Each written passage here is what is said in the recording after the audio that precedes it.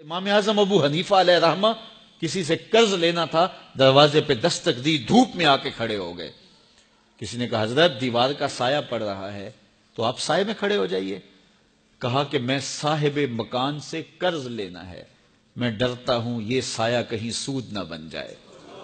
جس سے قرض لینا ہو اس سے فائدہ لینا سود ہوتا ہے نا قرض کے علاوہ، تو کہیں یہ سود کی صورت نہ بن جائے، تو میں اس بات سے ڈرتا ہوں. صحابہ فرماتے ہیں ہم حرام کے ڈر سے کبھی حلال بھی چھوڑ دیا کرتے تھے. تو یہ دو طرح کے تاجر ہوئے، ایک وہ تاجر جو مال کمانا مقصد زندگی ہے، اور ایک وہ تاجر جن کا مقصد اللہ کی رضا ہے، اور یہ بھی پیٹ لگا ہوا ہے، ضروریات ہیں وہ بھی پوری کرتے ہیں. تیسرے تاجر وہ ہیں کہ جو چاہتے ہی ہیں کہ ہم ان اچھے لوگوں کی طرح بنیں، لیکن کچھ کمزوریوں کی وجہ سے ان سے کوتاہیاں بھی ہو جاتی ہیں. تو ان کے بارے میں ارشاد فرمایا، اے تاجروں کے گروہ، تم جب تجارت کرتے ہو تو اس میں کمی بیشی ہو جاتی ہے، کبھی کوئی لغو بات کر دی، کبھی کوئی ایسا معاملہ ہو گیا، تو اب اس کا مداوع کیسے کرو؟ تو فرمایا فشوبوہ بالصدقہ، تم صدقہ دیا کرو، تمہارے اس امر کا یہ مداوع بن جائے گا. تو عام لوگوں کو یہ کہا کہ آپ کثرت کے ساتھ صدقہ دیا کریں، اپنے مال سے نکالیں، کچھ فیصد طے کر دیں اللہ کے نام سے. جب اللہ کو شراکت دار بنا لیں گے اپنے کاروبار میں، جب پارٹنر بنا لیں گے تو اسٹرانگ پارٹنر ہو تو گھاٹا نہیں نہ پڑتا. تو اپنے رب کو اپنے کاروبار میں شامل کر رہے ہیں، تمہارے کاروبار کے اندر گھاٹا نہیں پڑے گا انشاءاللہ. ہمارے اس مرکز میں 2 3 4 لوگ ہیں ایسے کہ اللہ تعالیٰ نے ان کو یہ توفیق دی، تو وہ کہتے ہیں کہ ہم اتنے فیصد مرکز میں پیش کریں گے. تو مجھے آج تک انہوں نے شکایت نہیں کی ہے کہ جناب کوئی مسئلہ ہے، وہ یہی کہتے ہیں کہ سنبھالا ہی نہیں جا رہا.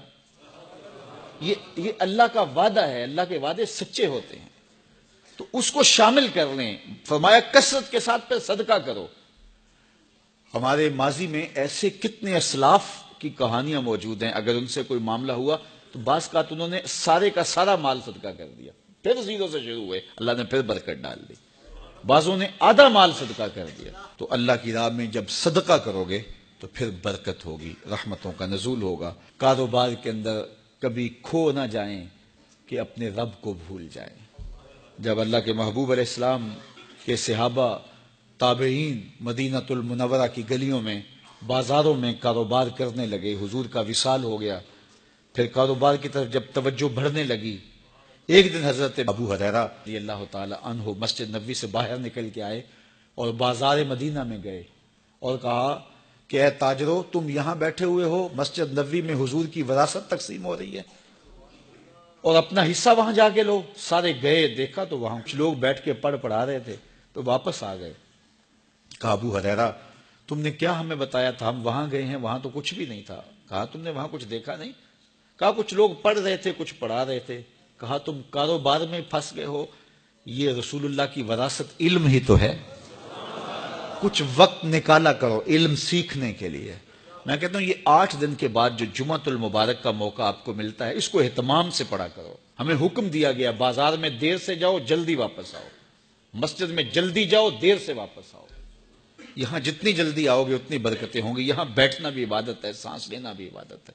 تو کم از کم جمعے کا یہ جو اجتماع ہوتا ہے، جمعے کے مواقع ہوتے ہیں، آپ جہاں بھی پڑھتے ہیں یہاں آنا چاہیں تو یہ تو ایک تربیتی نشست ہوتی ہے کسی نہ کسی موضوع پہ، اور بر وقت آئیں، سنیں، بیٹھیں تو سیکھنے کو بہت کچھ ملے گا. تو یہ برکتیں ہیں. تو کچھ وقت ضرور نکالا کرو، کچھ لمحے نکالا کرو. اللہ جل شانہ ہم سب کو رزق حلال، رزق وسیع، رزق فراواں، رزق مبارک، رزق سہل عطا فرمائے.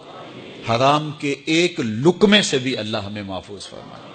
ہماری نسلوں کو بھی اللہ حرام کے لقموں سے محفوظ فرمائے. اللہ ہمیں جو عطا کرے اپنے کرم سے اس پہ قناعت نصیب فرمائے. چونکہ قناعت اگر نہیں ہے تو جتنا بھی مل جائے کبھی پیٹ نہیں بھرتا. اور حضرت شیخ سعدی بولے پیٹ تو بھاری جاتا ہے، آنکھ ہی نہیں بھرتی. یہ بھرتی نہیں، اس کو 2 چیزیں بھریں گی، یا صبر کا پانی یا قبر کی مٹی. تو یہ سب کچھ یہاں رہ جانے والا ہے.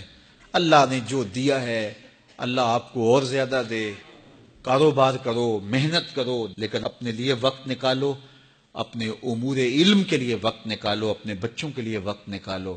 ہمارا مقصد زندگی کمانا نہیں ہے، یہ ہمارا ایک ذیلی مقصد ہے، ذیلی مقصد.